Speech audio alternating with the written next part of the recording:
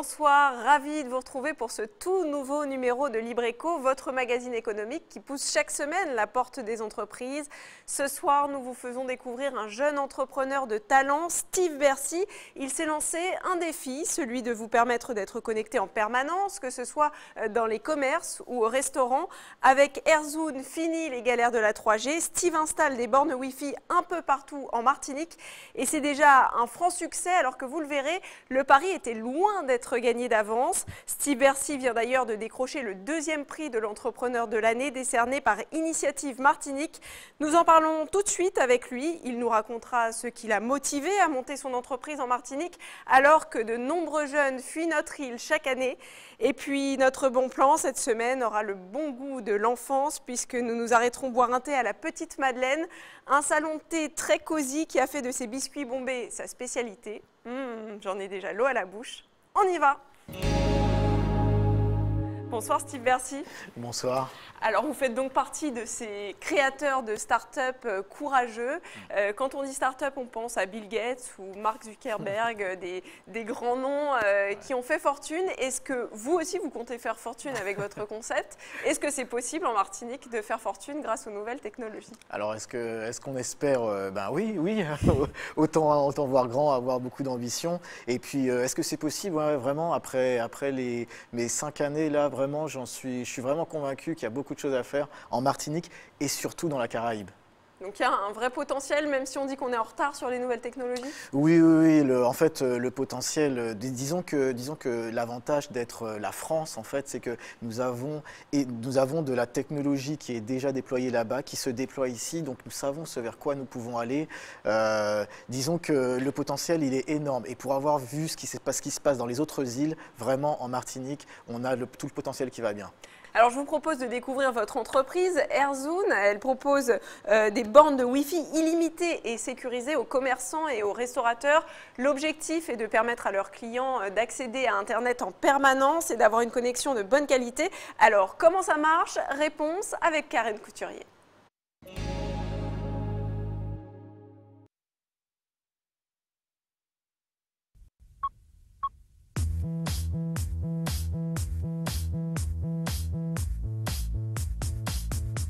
Source d'information et de communication, Internet est désormais au centre de nos vies. Quel que soit le moment et quel que soit l'endroit, seul ou entre amis, difficile de se séparer de son smartphone. Certains psychologues parlent même d'un phénomène de cyberdépendance. En Martinique, on dénombre 303 300 utilisateurs actifs. En clair, cela signifie que 77% de la population se connecte chaque jour et passe au minimum 1 heure sur Internet. Salut Charles. Salut Steve. Alors, la forme, ça va? Très bien. Ouais, alors je viens te voir parce que j'ai reçu les stickers. Il y a 4 ans, Steve Bercy a décidé de démocratiser l'accès à Internet en Martinique. AirZoom, c'est une solution qui offre un accès Internet gratuit, illimité, sécurisé, quel que soit le lieu, une plage, un bar, un resto, etc. Et quel que soit le nombre de personnes, on se débrouille pour faire en sorte que les gens vivent la même expérience et qu'ils puissent se connecter sans aucun problème. Je rentre, je vois le Wi-Fi ouvert, je me connecte, je clique sur une page et je surfe. Un accès Internet gratuit, illimité et sécurisé, avec tout de même une contrepartie bien étudiée. Une connexion volontairement interrompue toutes les 30 minutes. Car les utilisateurs qui bénéficient de ce service ne sont pas les seuls à y trouver un intérêt. Pour le commerçant, le portail, c'est sa plateforme de communication. Donc l'accès est gratuit, c'est top, c'est génial, je me connecte de manière gratuite, je peux lancer mon streaming, mais le commerçant pour lui, l'intérêt c'est quand même qu'il fasse sa publicité. Et donc toutes les 30 minutes, j'ai la page de pub qui s'affiche, c'est l'équivalent d'une publicité. Concrètement, c'est ce petit boîtier appelé une Zapbox qui va être raccordé à la box du commerçant, quel que soit son opérateur. Spécialement paramétrée, c'est elle qui va permettre de diffuser le Wi-Fi dans un rayon de 30 à 40 mètres. On avait d'abord fait une demande via les opérateurs classiques pour avoir accès à de la connexion Internet qu'on puisse distribuer à nos clients. Et ça demandait un investissement en matériel qui était surréaliste. Du coup, on avait mis cette option de côté jusqu'à ce qu'on nous parle de AirZoom, qui prend en charge tout cet aspect et qui nous offre cette possibilité à moindre coût. Il nous offre la possibilité à tous nos clients d'avoir une connexion Internet, de pouvoir faire des réunions de travail tout en profitant de l'endroit. Une installation facturée 95 € et un abonnement mensuel à 9,99 €, frais de maintenance inclus. C'est 2 à 3 fois moins cher que la concurrence. Alors forcément, les clients AirZone se multiplient et le chiffre d'affaires augmente sensiblement, plus de 100% en 2016. AirZone s'adresse à tous les clients sujets à ce qu'on appelle le wait marketing, c'est-à-dire le marketing de l'attente. Ce sont des lieux où l'on va, où il y a des regroupements de gens. Alors ça peut être des restaurants, des bars, des centres commerciaux. Donc ça, ce sont les lieux les plus classiques. Mais les lieux un peu moins classiques, en fait, ou alors qui sont malgré tout très prisés, ce sont des lieux comme ici, la Savane, lieu public, une place. Et là, les gens viennent, en fait, que ce soit des touristes ou des citoyens locaux, ils viennent, ils se connectent entre 5 minutes et 1 heure ou 2 heures. Consulter sa boîte mail, rechercher des informations, skyper ou encore parcourir les réseaux sociaux, Internet offre 1001 utilisations pour autant de profils. L'utilisation, c'est d'abord pour communiquer avec mes proches. On communique pour envoyer les photos de nos voyages et donner de nos nouvelles. Il y a pas mal d'endroits où on a quelques difficultés. Et puis c'est pour ça que là, vous m'avez montré un AirZoom Wi-Fi, un point zoom, où on a une connexion totale. Et ça, c'est vrai que ça fait plaisir. Ce touriste en a fait l'expérience, le Wi-Fi est parfois capricieux en Martinique. Des débits inférieurs à ceux de la France métropolitaine pour des prix souvent bien supérieurs, en moyenne 40%. L'offre des fournisseurs d'accès à Internet en Martinique est bien loin de satisfaire les attentes, mais les cartes pourraient bien être redistribuées avec l'arrivée sur le marché de l'opérateur low-cost Free, prévu pour fin 2017. Steve Bercy, 77% des Martiniquais se connectent chaque jour à Internet. C'est beaucoup, mais c'est moins que dans l'Hexagone où ils sont 85% et où ils passent en moyenne 18 heures sur Internet par semaine. Alors comment expliquer cette différence? Est-ce que c'est une question d'âge, de culture, de coût? Waouh.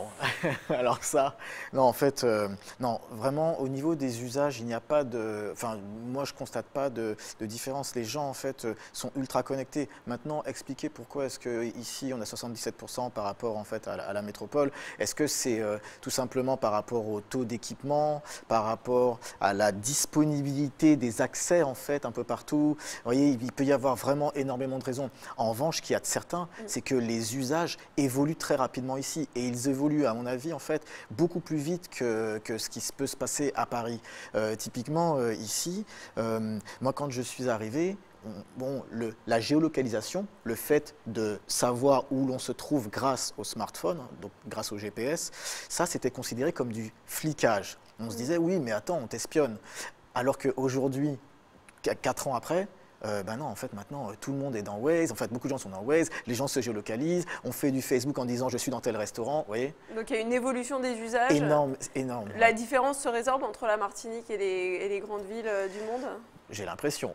Alors, vous parliez de votre arrivée en Martinique, justement. Ouais. Vous étiez venu pour entreprendre et vous avez dû renoncer à vos projets initiaux parce que, Ouais. justement, la culture Internet n'était à l'époque pas aussi développée que vous l'espériez. Est-ce que vous pouvez nous raconter un petit peu cette période ? Oui. Alors, ben, pour faire simple, hein, moi, j'ai étudié à Paris, j'ai grandi à Paris, j'ai quitté en fait tout simplement parce que à Paris il fait gris tout le temps, c'est difficile. Donc je suis venu ici et en arrivant ici j'avais le projet de lancer des superbes entreprises, des startups en fait, des applications mobiles, des choses comme ça, des applications, des entreprises liées à Internet.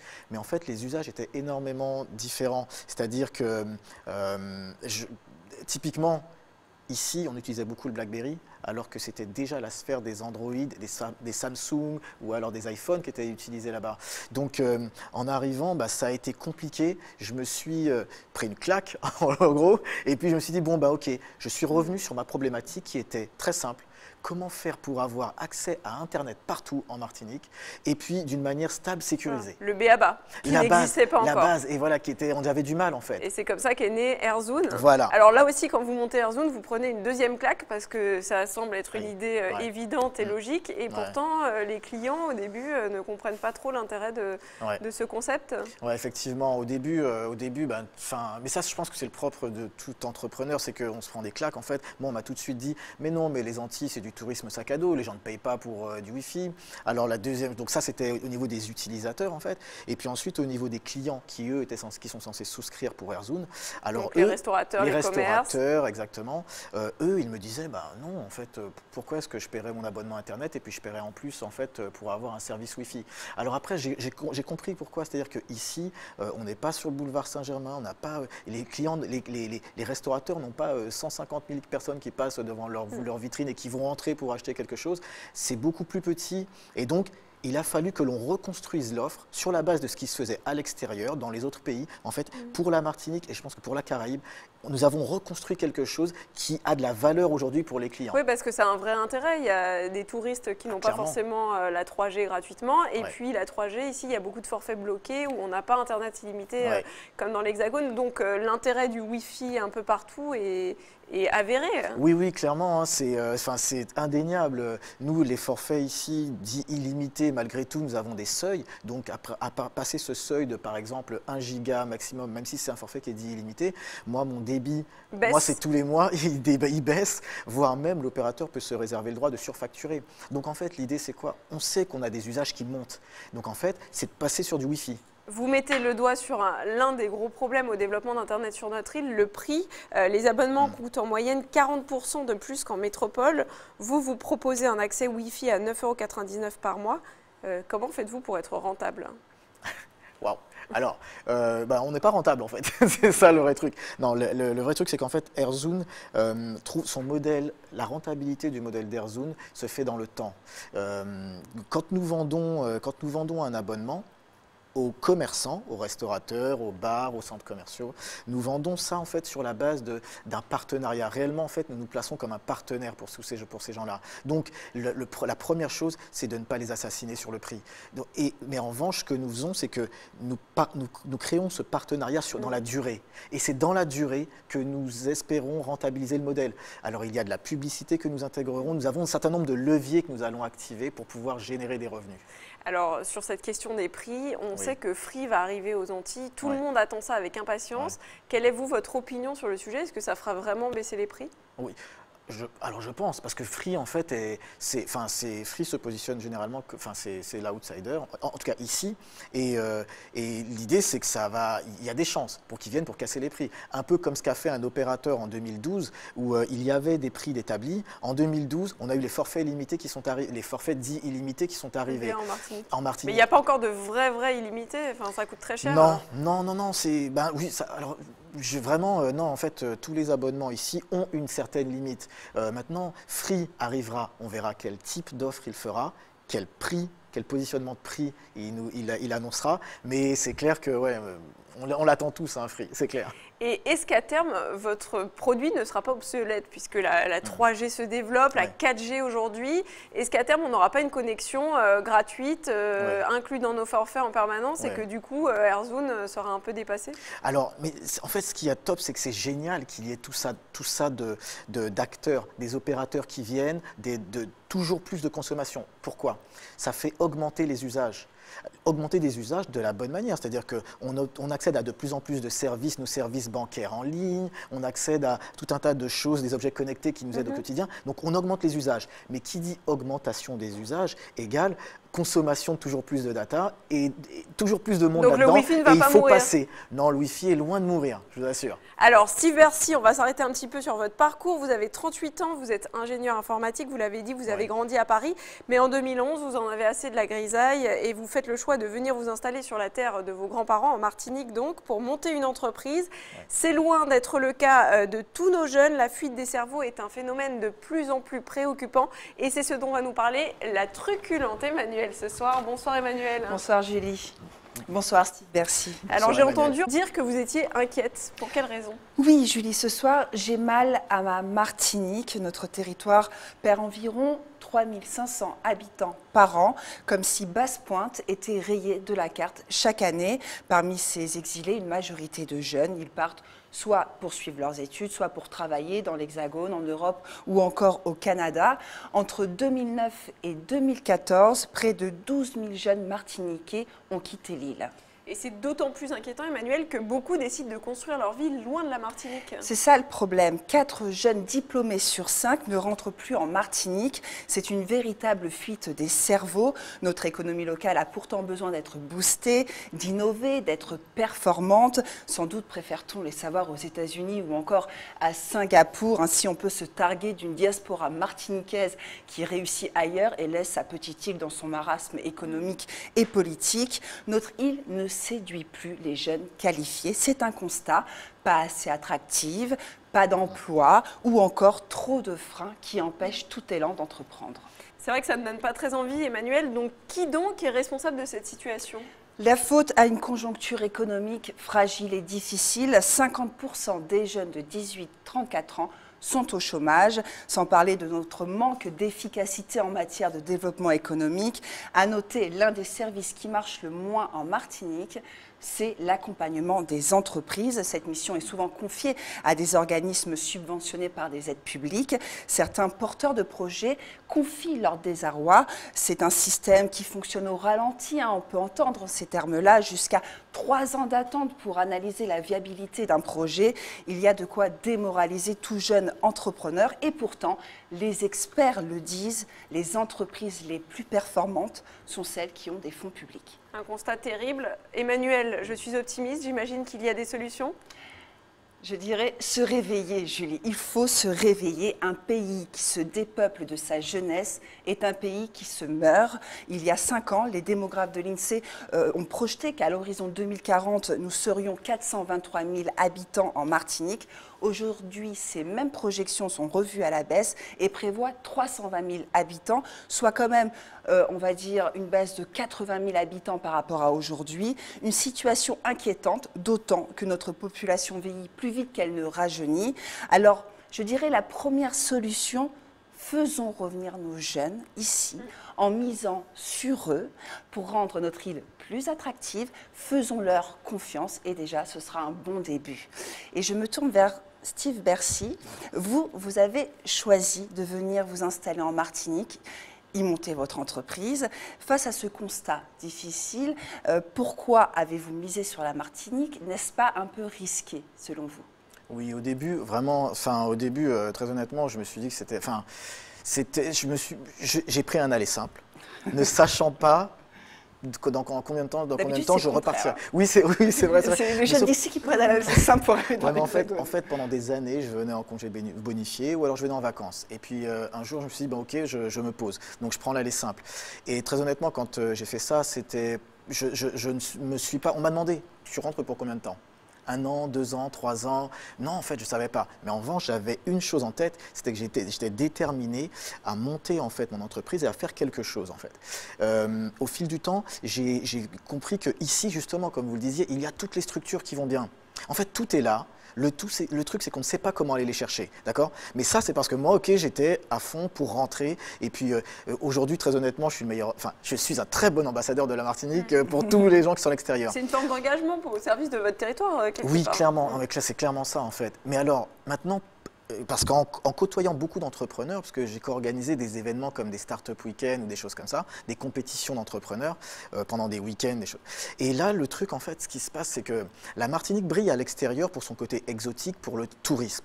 Mais en revanche, économiquement parlant, le truc, c'est que, on voit les États-Unis, on voit les grandes réussites en métropole, on voit tout un tas de choses, on voit même des réussites dans les îles d'à côté, en fait.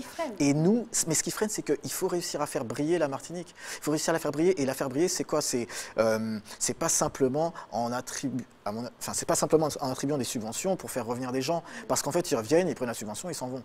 C'est en faisant en sorte qu'ici, ils développent des projets et que ces projets soient visibles. Mais vous savez, les gens... C'est une volonté politique, ça.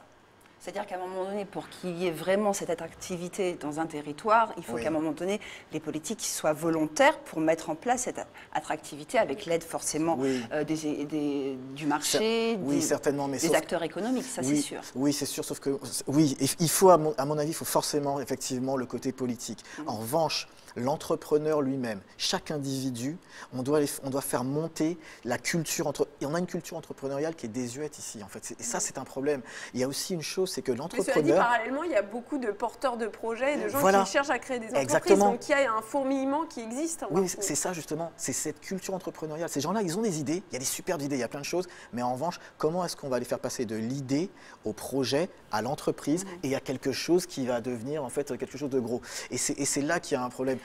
Voilà. Alors, il y a aussi par exemple des idées reçues. Par exemple, les jeunes se disent ailleurs, c'est le futur, l'île n'est plus un avenir. Qu'est-ce que vous en pensez? Comment on peut déconstruire ces idées? Alors, ailleurs, c'est le futur, enfin, l'île n'est plus... Il y a des gens en fait qui sont... Moi, j'ai rencontré des étudiants à l'université au top en termes au niveau des langues, d'accord? Donc ils font des filières LEA, etc. Et en fait, ces gens-là, quand on les interroge, ils nous disent bon moi je vais partir pour aller travailler. Mais en fait, ils ne savent pas qu'en étant ici, ils peuvent travailler pour des sociétés qui sont dans la Silicon Valley et faire des traductions pour des sociétés de jeux vidéo, etc. Vous voyez, en fait, on n'est pas obligé de rester on n'est pas obligé de se dire que c'est ici. Je suis ici et je travaille pour ici. Je peux être ici et travailler pour le monde, en fait. Aujourd'hui, les technologies permettent ça. Je peux être dans un café, dans un bar et travailler pour une multinationale qui se trouve ailleurs. Merci Steve Bercy, un message d'espoir. Merci Emmanuel. Merci, Steve Bercy, nous allons justement découvrir encore un peu plus sur votre parcours avec Karine Couturier.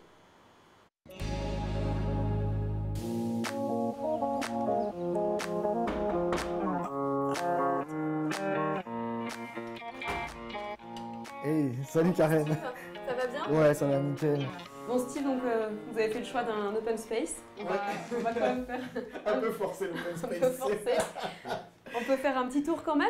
Je vois qu'il y a des... Faisons un petit tour. Ouais, en fait, bon, le truc c'est que c'est ici qu'on bosse. Généralement, moi je bosse beaucoup debout en fait. Donc je suis comme ça, tac, le laptop posé ici et puis hop, on bosse beaucoup debout. Ouais, alors c'est un peu le côté, c'est un peu la stratégie de la boîte. Genre c'est secret défense, hein, ça c'est la NSA. Attention, si vous filmez ça... C'est dans ce garage réaménagé en bureau de fortune que tout a commencé il y a 4 ans. Une idée, un projet commun porté par 4 amis, et c'est le début d'une aventure un peu chaotique pour Steve et ses associés. Mon offre au début, quand je l'ai testée, ça ne marchait pas. En fait, personne n'en voulait.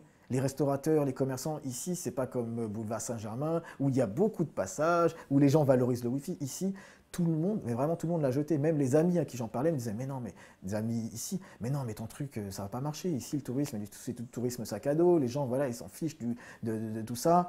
Bon, là, je me suis dit, mais non, il y a forcément un truc. Si moi j'ai le besoin, il y avait le besoin. Steve, tu le disais tout à l'heure, tes associés et toi, vous avez investi beaucoup dans ce projet, dans cette start-up. Oui. Beaucoup de temps, beaucoup d'énergie, de l'argent aussi. 4 ans après le début de l'aventure, est-ce que vous pensez les uns les autres que vous avez eu raison? Est-ce que ça valait le coup? Wow, ouais. Alors, là, ça c'est la question qui tue. Est-ce que ça valait le coup? Oui, en fait, nous, ça vaut le coup. D'ailleurs, on est à fond dedans, tout le temps. Quand tu dis est-ce que ça nous a pris du temps, de l'argent, etc., ça nous a surtout pris du temps, en fait. On est une start-up et notre seule ressource, on va dire plutôt, c'est notre temps. Le soir, le week-end, tout le temps, au taquet. Et toute cette énergie-là, si on est capable de la mettre tout le temps depuis 3 ans ou 4 ans, c'est parce qu'en fait, on y croit. Je m'appelle monsieur Steve Bercy, sous vos applaudissements. Et Steve a eu raison d'y croire. Il y a quelques jours, il vient de se voir remettre le second prix du concours de l'entrepreneur de l'année, organisé par Initiative Martinique Active. Ce prix, pour moi, c'est au-delà des lots, au-delà de la communication qui nous sont proposées, c'est juste effectivement une énorme marque en fait, de reconnaissance. Dire, voilà, ton projet, il a du sens, il a un sens économique, on te le montre, maintenant, continue, développe-le. Moi, c'est ce que je garde en tête surtout, donc ça me motive, ça me booste d'autant plus. Steve Bercy, recevoir ce deuxième prix après avoir un petit peu galéré au début, est-ce que c'était important pour vous? C'était une reconnaissance? Ah oui, c'est vraiment excellent parce que recevoir ce prix, tout d'abord, ça permet de valoriser tout ce qui s'est passé, tout le passé, donc les 4 années là en fait, on a travaillé, on s'acharne en fait. Le présent parce que là, on a été capable d'expliquer ce qui se passe en fait aujourd'hui, comment la société se développe, et puis c'est aussi une reconnaissance pour le futur parce que on a donné des projections, on a expliqué comment est-ce que la société a prévu de se déployer dans la Caraïbe, voilà. Donc c'est une reconnaissance, c'est vraiment une reconnaissance en fait de la part de nos pères, la Sarah, Orange, il y avait des gros qui étaient là, voilà. Et quand eux en fait vous disent ok, effectivement on croit dans votre projet, ça vous fait donne plaisir. des ailes. Ah oui, c'est clair. Alors on parle souvent dans cette émission de la création d'entreprise et comme vous êtes en plein dedans, j'ai décidé de consacrer notre petit jeu vrai-faux à ce sujet. Alors on y va, vous êtes prêts? Ok. Je pose des questions, vous répondez simplement par vrai ou faux. D'accord. Alors créer une entreprise, c'est compliqué, vrai ou faux? Faux. Il faut être riche pour entreprendre. Faux. La concurrence entre les entreprises est féroce en Martinique. Ouais. Quand vous êtes entrepreneur, le regard des autres change sur vous. Il n'y a pas de joker. Le regard des autres change sur nous. Est-ce que le fait de vous présenter comme entrepreneur, vous avez l'impression que... Non, faux. Steve Bercy, on part tout de suite voir l'une de vos clientes. Et ça tombe bien, j'ai un petit creux. Cette semaine, pour notre bon plan, Vanessa Bitos nous emmène dans un salon de thé très cosy. Ça s'appelle La Petite Madeleine. C'est parti. J'ai faim. Je commence vraiment à avoir faim. Une amie m'a parlé de la Petite Madeleine. La Petite Madeleine, pour la grande faim que j'ai, je me demande si ça va me suffire. Mais j'ai envie de lui faire plaisir et... je vais essayer, on va voir. Dès que j'ai entendu parler de la Petite Madeleine, j'ai tout de suite pensé à la Madeleine de Proust, ce petit phénomène qui vous déclenche un souvenir. J'avais envie d'un retour à l'enfance, j'avais envie de gourmandise et en fait, la Petite Madeleine est venue assez rapidement, en référence aussi à la Madeleine de Proust, qui fait appel aux souvenirs d'enfance. Ah, j'avais bien vu alors! La Petite Madeleine, c'est un petit salon de thé avec un personnel très chaleureux, dans lequel on retrouve les petits plaisirs de l'enfance. Les madeleines, le financier, le cannelé ou encore le cookie ou le muffin. Merci, à bientôt, au revoir. Je viens chercher des petites douceurs tous les matins pour accompagner mon thé. J'ai toujours mangé des madeleines, mais c'est vrai qu'ici, elles sont différentes. Mais ces madeleines sont beaucoup plus chères que celles vendues dans les grandes surfaces. Alors quel est l'intérêt de venir ici? L'intérêt, c'est qu'elle est déjà faite maison et qu'ici on retrouve des madeleines originales, que ce soit madeleine noisette, madeleine au rhum, c'est super varié donc ça change de la madeleine qu'on trouve en grande surface. Mais d'où est venue cette idée du concept de la Petite Madeleine? C'était vraiment d'une envie de prendre un petit temps et de se poser avec des amis. Donc c'est quelque chose que je ne trouvais pas forcément en Martinique. Donc j'avais vraiment envie d'avoir un petit cadre, d'avoir un lieu où on puisse se poser, prendre un café et faire une petite pause dans sa journée.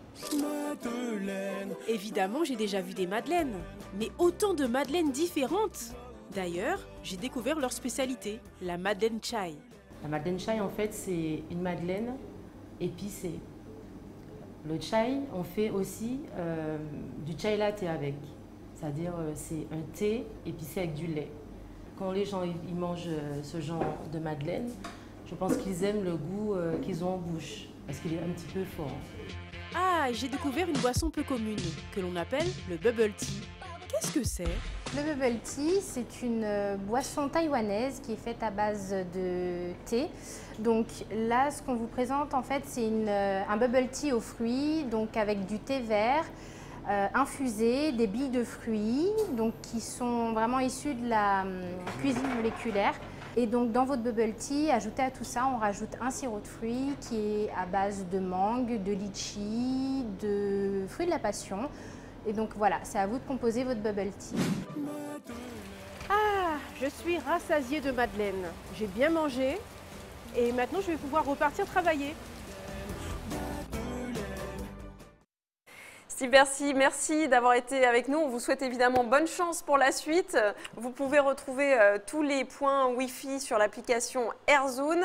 Avant de vous quitter, je vous laisse découvrir l'agenda Contact Entreprise de cette semaine. Contact Entreprise rencontrera prochainement les présidents de chambre récemment élus. Dans ce cadre, lundi 6 février, Henri Salomon, président de la Chambre des métiers et de l'artisanat de Martinique, sera l'invité d'un déjeuner-débat de Contact Entreprise. Libreco se termine. Merci d'être avec nous tous les mercredis. Tout de suite, retrouvez la 3e saison de Revenge. Passez une excellente soirée sur ATV.